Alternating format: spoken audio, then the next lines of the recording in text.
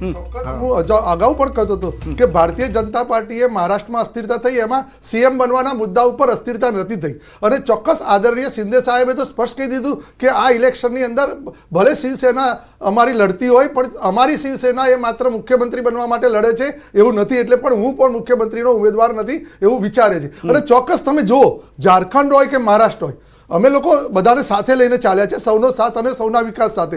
પરંતુ જે રૂઝાન આવ્યા છે એમાં જે ભારતીય જનતા પાર્ટી જેટલી સીટો લડી છે એમાં સૌથી વધુ સીટો, એટલે કે ધારો કે પર્સન્ટેજ વાઇઝ અમને અમારા હકની જે સીટો મળી હોય ઓછી હોય, ધારો કે 70 સીટ મળી હોય તો પણ એમાં 60ની અમારો વિજય થાય, એટલે બહુ મોટો ભારતીય જનતા પાર્ટી પર પ્રજાએ વિશ્વાસ મૂક્યો છે. એટલે હું એવું માનું કે ભારતીય જનતા પાર્ટીનો સીએમ બનવો જોઈએ, પરંતુ એ રાષ્ટ્રીય કક્ષાએ નક્કી થતું હોય છે અને જે પણ સીએમ બને એ પ્રજાનો સીએમ બનશે અને પ્રજાના હિતની વાત કરશે. એનડીએની 147 માંથી 76 બીજેપીની જે શિવસેનાની 38 બેઠકો છે કે જેના પર તેઓ આગળ ચાલી રહ્યા છે. કપિલભાઈ પાસે જવું એ પહેલા અનિલભાઈ ક્વિક રિએક્શન, એ પણ કટેંગે તો બટેંગે એ વાળી વાતમાં કટિંગ બટિંગ કંઈક થઈ ગયું લાગે છે મહારાષ્ટ્રની અંદર, જનતાએ થોડું માની લીધું લાગે છે.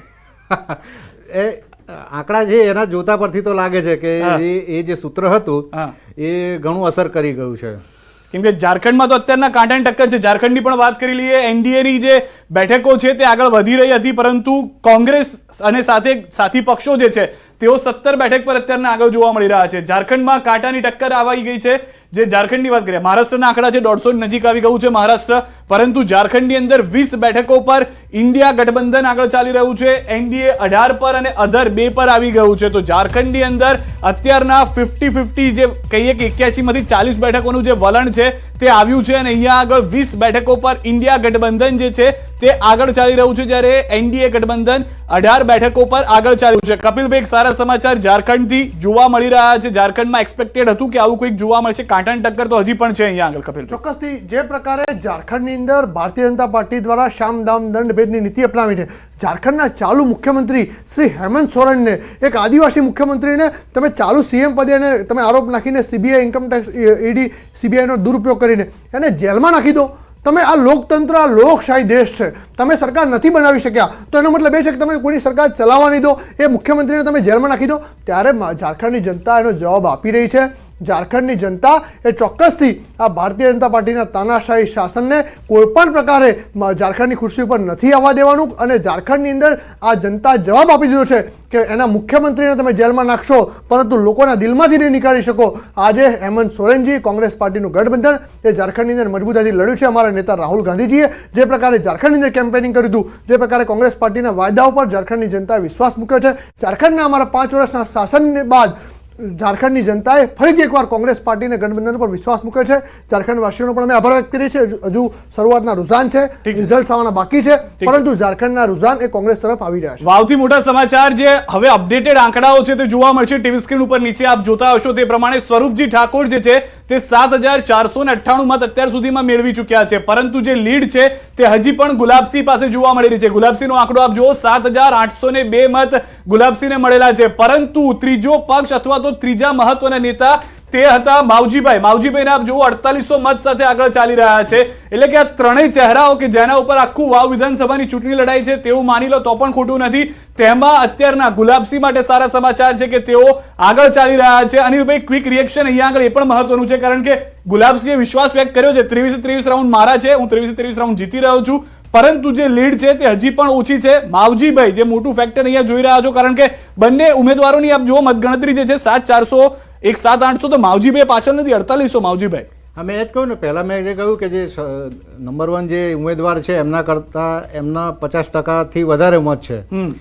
એટલે અત્યાર સુધી જે રાઉન્ડ થાય એમાં ગુલાબસિંહ આગળ જ ચાલી રહ્યા છે. આગળ જોવાનું એ રહે છે કે કેટલા રાઉન્ડ સુધી ગુલાબસિંહ ટકી રહે છે. એટલે અત્યારના કદાચ આપણે જો સરવાળો કરીએ, બાદબાકી કરીએ તો 7498 ને 300 જેવા મત છે. 304 મતથી આગળ છે. 304 મત જોવા મળી રહ્યા છે અત્યારે. કમલેશભાઈ, 304 મત તોડવાના છે ગમે તેમ કહીને, કારણ કે કોઈના મત તોડવા માટે ભારતીય જનતા પાર્ટી નથી કામ કરતી. હજુ પણ હું કહું છું, મારું સૂચન કે ભારતીય જનતા પાર્ટીનું રાષ્ટ્રીય લેવલે જે સૂચન આવશે એમાં વાવ માટે જુદું, વાયનાડ માટે જુદું, મહારાષ્ટ્ર માટે જુદું કે ઝારખંડ માટે જુદું એવું નથી આવવાનું. દરેક જગ્યાએ પ્રજાનો જે મત છે એ પ્રમાણે પ્રજાની જે ઈચ્છાઓ છે એ પ્રમાણે અમારો મત આવતો હોય છે.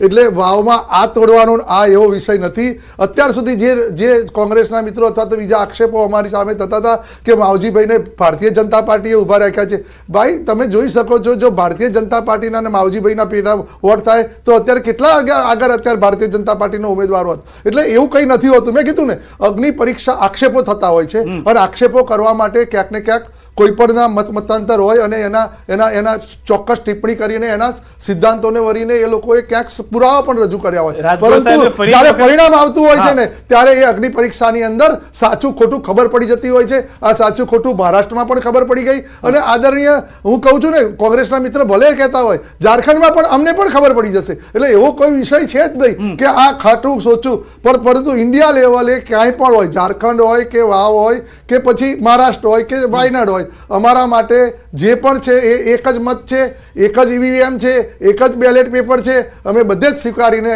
પ્રજાનો મત જીત્યો છે. વખત કોંગ્રેસ એવું કહી રહ્યા છો કે વાયનાડમાં જીતે તો ઈવીએમ સાચું ને વાવમાં હારે તો તમારે ઈવીએમ ખોટું. સમજવાનો વિષય છે. હજુ જુઓ તમે 2 વાગ્યા આપણા રિઝલ્ટ પછી આ બધા વિષયો આવવાના છે. એટલે હું કહું છું ઈવીએમ તૈયાર છે આ વખતે. આટલા 2 વાગ્યા પછી બધું આવવાનું છે. સિદ્ધાર્થભાઈ, ઈવીએમ નો મુદ્દો શું છે?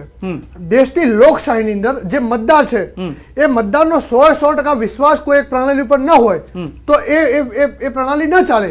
લોકશાહીની અંદર 100માંથી 5 લોકો પણ એમ કે આ સિસ્ટમ પર અમને વિશ્વાસ નથી તો એ સાચી લોકશાહી નથી. લોકશાહીની અંદર 100% લોકોને વિશ્વાસ આવવો જોઈએ.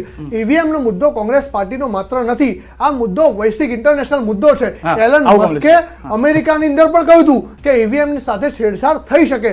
હું આજ પણ કહું છું કે ઈવીએમ ની અંદર ભારતીય જનતા પાર્ટી કોઈ પણ પ્રકારની છેડછાડ કરી શકે છે. ઈવીએમ માં છેડછાડ મુદ્દો થોડો બદલાઈ જશે પણ ક્વિક રિએક્શન.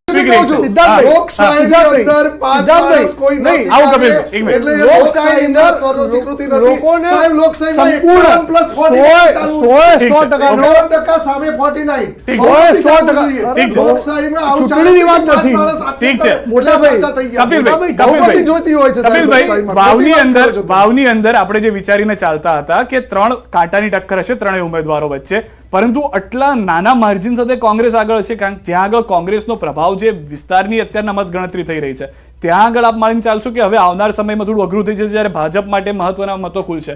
કારણ કે જે મીઠું બાકી છે, જ્યાં આગળથી મીઠું કોના માટે સાબિત થાય જોવાનું મહત્વ. ઠાકોરના 90% મતદારો ત્યાંથી આવશે. હજી તો ચોક્કસથી કોંગ્રેસ પાર્ટી પહેલા રાઉન્ડથી આગળ ચાલી રહી છે. ઠાકોર સમાજ હોય, ચૌધરી સમાજ હોય, માલધારી સમાજ હોય, 18 આલમ એ કોંગ્રેસ પાર્ટીની સાથે જોડાયેલી છે. કોંગ્રેસ પાર્ટી કોઈ સમાજ સાથે કે કોઈ એક સમાજ નથી, કોંગ્રેસ પાર્ટી સાથે 18 આલમના લોકો જોડાયેલા છે. ત્યારે ચોક્કસથી કોઈ પણ સમાજના વિસ્તારો ખુલે કોંગ્રેસ પાર્ટીનો પંજો લહેરાવાનો એ નક્કી છે. ઠાકોર સમાજના ગામડા ખુલે, માલધારી સમાજના વિસ્તાર ખુલે, ચૌધરી સમાજના વિસ્તાર ખુલે, કોંગ્રેસ પાર્ટી ઉપર 18 આલમનો વિશ્વાસ છે. કોંગ્રેસ પાર્ટી સૌને સાથે લઈને ચાલવાવાળી પાર્ટી છે, સમગ્ર 18 આલમને સાથે લઈને ચાલવાવાળી પાર્ટી છે. ત્યારે કોઈપણ વિસ્તારના ગામડાઓ ખુલે, કોઈપણ વિસ્તાર ખુલે, કોંગ્રેસ પાર્ટી વાવની અંદર પહેલા રાઉન્ડથી આગળ છે. 23મા રાઉન્ડ સુધી આગળ રહેશે. કોંગ્રેસ પાર્ટી 10,000ના માર્જિનથી વાવની અંદર જીતશે, વાત નક્કી છે. ન્યૂઝ 18 ગુજરાતીના દર્શકો માટે આજ મહત્વની વાત છે. અહીંયા ચર્ચા વાવની ચાલી રહી હતી, પરંતુ ટીવી સ્ક્રીન આપ જોશો તો ત્યાં આગળ આપને ઝારખંડના પણ જે વલણો છે તે જોવા મળશે અને તેની સાથે મહારાષ્ટ્રની જે બેઠકોમાં કોણ આગળ ચાલી રહ્યું છે તે પણ જોવા મળશે. આપ જો એક બેઠકનું વિશ્લેષણ અમે આપ સુધી પહોંચાડી રહ્યા છે. ભલે અનિલભાઈ સાથે હું વાવની ચર્ચા કરવા જઈ રહ્યો છું, પરંતુ ઝારખંડની શું પરિસ્થિતિ છે, મહારાષ્ટ્રની શું પરિસ્થિતિ છે, કઈ બેઠક પર કોણ આગળ ચાલી રહ્યું છે એ પણ જનતા જોતી રહેશે. અનિલભાઈ, ક્વિક રિએક્શન વાવ માટે એટલે મહત્વનું થઈ જાય છે, કારણ કે જ્યાં સુધી માવજીભાઈની એન્ટ્રી નહોતી ને ત્યાં સુધી બંને તરફથી પૂરેપૂરો જોર હતો. એ ટીમ બે ટીમની કોઈ વાત જ પિક્ચરમાં નહોતી આવી.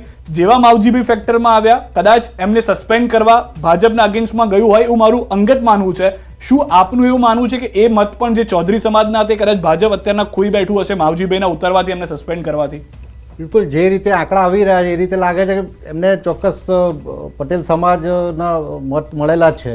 અને હું ગઈકાલે વાત કરતો સ્થાનિક પત્રકારો સાથે અને બીજા ઘણા એનાલિસ્ટ જે છે એ લોકો પણ એવું જ માનતા હતા કે કહી શકાય એમ નથી કે કોણ આગળ રહેશે અથવા તો કોણ જીતશે.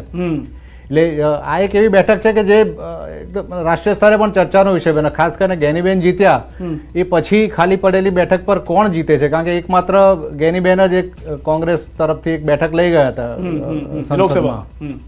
એટલે હજુ પણ કહેવું મુશ્કેલ છે કારણ કે આ ચિત્ર કદાચ પલટાઈ બી શકે અમુક રાઉન્ડ આગળ જતા ખબર પડે તો. ઠીક છે, હજી તો 2 જ રાઉન્ડ છે. સ્વાભાવિક વાત છે અનિલભાઈની, પણ એ વાત સ્વાભાવિક છે કે હજી 2 જ રાઉન્ડ છે. 1.5 કલાક પછી કદાચ થોડુંક ચિત્ર ક્લિયર થાય. જેમ બીજા રાજ્યોમાં અત્યારે થયું, ઝારખંડની વાત કરો તમે તો ઝારખંડમાં આખું ઉલટફેર થઈ ગયું. ઉલટફેર થઈ ગયું આખો. હા, ઝારખંડમાં હવે એવું થઈ ગયું છે કે બહુમતીની અંદર ઇન્ડિયા આવી ગયું છે. 28 બેઠકો પર કોંગ્રેસનું ગઠબંધન જે છે તે આગળ ચાલી રહ્યું છે. મહારાષ્ટ્રની અંદર એનડીએ માટે સારા સમાચાર, 150 બેઠકો પર તેઓ આગળ ચાલી રહ્યા છે. 288 માંથી 203 બેઠકોની જે વાત કરી લઈએ મહારાષ્ટ્રની અંદર, તો 288 માંથી 203 બેઠકોના મત ગણતરી ચાલી રહી છે, જેમાં ઇન્ડિયા જે છે તે એટલે કે 49 બેઠકો પર આગળ ચાલી રહ્યું છે, જ્યારે એનડીએ ગઠબંધન 150 બેઠકો પર આગળ ચાલી રહ્યું છે. ત્યારે જ તેની સાથે બીજું એક મહત્વનું, આમ તો તમે જોશો તો ઉલટા સુલટી થઈ ગઈ હોય તેવું લાગશે, કારણ કે ઝારખંડની અંદર ઇન્ડિયા ગઠબંધન હવે આગળ આવી ગયું છે. 81 માંથી હજી અહીંયા પણ 53 બેઠકોના મત ગણતરી ચાલી રહી છે. આ પ્રાથમિક વલણો છે, હજી કોઈ જીતની વાત નથી આવી. તમામ જગ્યાએ ઉમેદવારો લીડમાં છે, જીતમાં હજી નથી આવ્યા. સમય લાગશે, કલાક, 1.5 કલાક, 2 કલાકનો. ઇન્ડિયા ગઠબંધન ઝારખંડમાં 28 પર આગળ છે, એનડીએ 23 પર આગળ છે, અને અધર જે છે તે 2 પર જોવા મળી રહ્યા છે. તો અહીંયા આગળ મહારાષ્ટ્રમાં એક તરફ મોટી જીત હોઈ શકે છે, તો બીજી તરફ ઝારખંડમાંથી બીજેપીને શીખવા પણ મળે તે પણ એક મહત્વની વાત જોવા મળી શકે છે. એસેમ્બલી રિઝલ્ટ જે છે, વિધાનસભા, આ 2 મહત્વની રહી હતી. અનિલભાઈ, અહીંયા આગળ ઝારખંડ એક એવી ચર્ચામાં મુદ્દો ના રહ્યો, પરંતુ જ્યારે કપિલભાઈએ વાત કરી કે એક નામ આપી દેવામાં આવ્યું કે આદિવાસી સીએમને હટાવવામાં આવ્યા, આદિવાસી સીએમ સામે ષડયંત્ર કરવામાં આવ્યું, તો એ મતદારોને આકર્ષવા માટે પણ મહત્વની વાત થઈ જાય છે.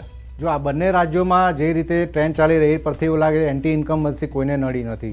મહારાષ્ટ્રમાં પણ નથી નડી અને ઝારખંડમાં પણ નડી નથી. અને બીજું વાત રહી, કપિલભાઈએ કહ્યું કે સિટિંગ સીએમને તો એ મને એવું લાગે છે કે આ રીતે સિટિંગ સીએમને કરવા અથવા તો આ રીતે સત્તા પક્ષ તરફથી આ રીતે પગલાં લેવાય, વેન્ડેટા પોલિટિક્સ જેને આપણે કહીએ છીએ, બધાનું રાજકારણ, એ ભારતીય રાજકારણમાં વર્ષોથી રહ્યું છે. એવું નથી કે છેલ્લા અમુક વર્ષથી ચાલી રહ્યું છે. અને બીજું, એમને એ નિર્દોષ સાબિત થયા તો એમને ફરી સીએમ પદે ચૂંટાયા છે. એવું બીજા રાજ્યોમાં પણ બની ગયું છે. એટલે આ વેન્ડેટા પોલિટિક્સ જે છે એ તે ઘણા વર્ષોથી ચાલતું રહ્યું છે. એવું નથી કે પર્ટિક્યુલર આ કેસમાં છે, અગાઉ પણ થયેલું છે. રાજગુરુ